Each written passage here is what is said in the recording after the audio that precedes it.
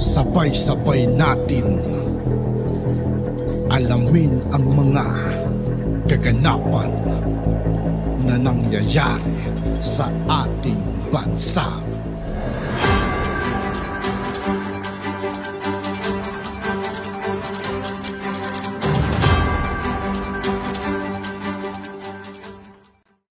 Yo, what's up mga kaibigan? This is I2K po again. Ngayon nandito ulit tayo sa channel ni Pinas News Insider. Dito ulit tayo magbibigay ng komento at reaksyon. Kaya samahan nyo ko guys. Let's go! Ito ang balita ngayon. Viral ngayon sa mundo ng social media.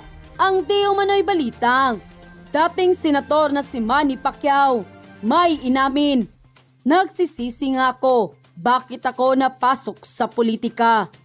Pero bago ang lahat, kung bago ka pa lamang sa aming channel. Sa lahat ng hindi pa nakasubscribe mga kaibigan kay Pinas News Insider, mag-subscribe na po tayo at huwag nyo rin pong kalimutan mag-subscribe dito sa aking channel.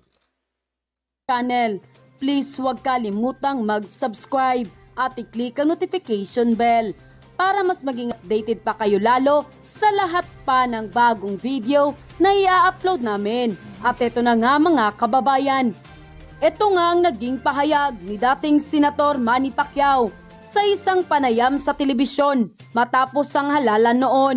Inamin ng talunang presidente na si Manny Pacquiao na mayroon siyang pagsisisi sa pagpasok nito sa politika dahil sa mga naninira sa kanyang pangalan. Sa panayam sa kanya, sinabi ni Pacquiao na sinisira ng ilang individual ang kanyang pangalan na binuo niya ng ilang taon. Matapos ang kanyang pagpasok sa public service, suspetsya niya ay ang mga kawatan na opisyal ng gobyerno ang nagbabayad ng mga tao upang siraan siya. Ating matatandaan, nagkalamat din ang pagkakaibigan nila ng kilalang negosyanteng politiko at taga-suporta ni Pacquiao sa kanyang mga laban noon na si Chavit Singson. Nang dahil di umano sa pera at sinabi din ito na ipapakulong ang dating First Lady Imelda Marcos kapag nanalo siya bilang Pangulo ng bansa. Samantala, hindi naman mapigilan ng marami sa ating mga kababayan ang magbigay ng kanilang hinaing at komento sa mundo ng social media. At ayon nga sa kanila, huwag mo nang isisi sa iba ang nangyari sa iyo. Wala kang ibang sisisihin kundi ang iyong sarili. Sumobra ang taas ng ambisyon mo kahit alam mo na wala kang kakayahan mamuno ng bansa. Baka tandaan mo na ang pagsisisi ay laging nasa bandang huli. Wala kang dapat sisihin kundi ang sarili mo. Sa sobrang yabang at taas ng pangarap mo, pinasok mo yang politika. Hindi ka nakinig sa mga malapit mong kaibigan. Tapos, maninisi ka dahil siniraan ka ng mga nasa politika. Dapat nung nanaginip ka ng pulang kabayo, nagising ka na dahil hangover lang pala yun. Ambisyoso kasi siya. Grabe, naalala ko yung panaginip niya ngayon yung kay Tony ata yun, kay Tony Gonzaga, di ba, sa interview niya. Mapagkwento siya parang lasing lang eh. Parang nagiinuman lang ba? Siya, hindi na nakontento sa ibinigay na biyaya ng Panginoon. Super believe kasi sa sarili. Ayaw maniwala sa mga good advices sa kanya. Karma katuloy Manny Pacquiao. Buti nga sa'yo. Sisihin mo ang sarili mo. Alam mo idol Manny Pacquiao, idol kita sa boxing. Pero sa politika ay hindi. Sumobrang tiwala mo sa sarili mo at sa mga nakapaligid sa iyo at ang iyong asawa. Hindi ba kayo nag-uusap o payag lang ng payag sa lahat ng desisyon mo? Dahil masyado na ring mataas ang pangarap na maging First Lady ng bansa. Totoo ang payo sa iyo ni Chavit. Masyado ka kasing nalasing sa inabot mong karangyaan at kasikatan sa buhay. Kung may natitira ka pang kayamanan, huwag kang umasa sa iyong mga kaibigan. Gamitin mo sa negosyo at siguradong aangat ka. Dahil kilala ka, hindi lang dito sa atin, kung hindi sa buong mundo.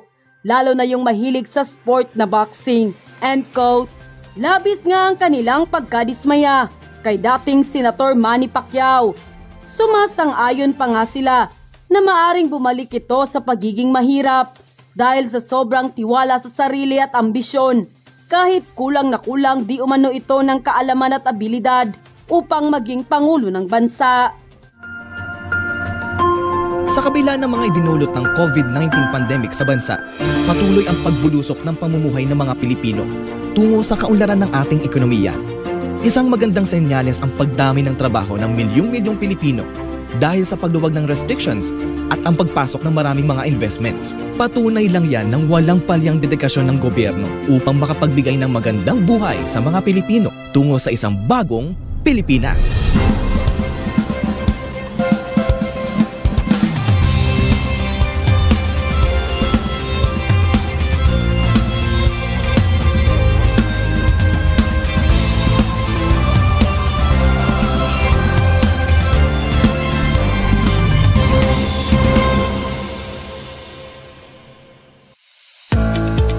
Nitong Pebrero, iniulat ng Philippine Statistics Authority o PSA ang pagtaas ng employment rate sa bansa ngayong taon. Pumalo ito sa 95.2% o nadagdagan ng higit sa 3 milyong Pilipino ang nagkaroon ng trabaho kumpara nung nakaraang taon ng parehong buwan. Kasabay nito ang pagbaba ng unemployment rate ng bansa na naitala sa 4.8% o bumaba sa 660,000 ang mga Pilipinong walang trabaho. Maganda ang ating nakikita sa larangan ng ating labor market, no? Sapagkat malaking bahagi dito yung easing of restrictions, opening up ng mga industriya at ng mga kumpanya na nung nakaraang 2 o 3 taon ay medyo naapektuhan ng pandemya. It tells us that yung ating gobyerno sa patuloy niyang ikangay pagsusumigasig at patuloy niya na pagbabalangkas ng mga programa na makatutulong upang maging employable ang ating manggagawa, maka-attract tayo ng bagong investments at mga bagong kumpanya na magtatayo ng kanilang sariling paggawaan dito, ay nakakakita tayo ng pagtatagumpay, no?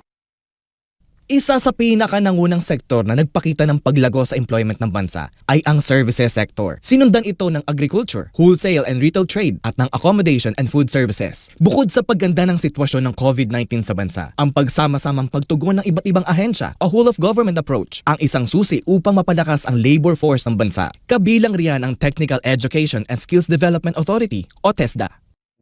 Malaki ang emphasis na binibigay ng ating Pangulo sa human resource development. At batay doon, ginagawa namin ang lahat ng makakaya upang mabigyan ng karampatang pagsasanay ang ating mga kababayan. Last year, masaya kaming ibalita na 1.2 million ang nakagraduate sa aming training programs. At 94% nito ang na-certify. At mataas din ang aming employment rate.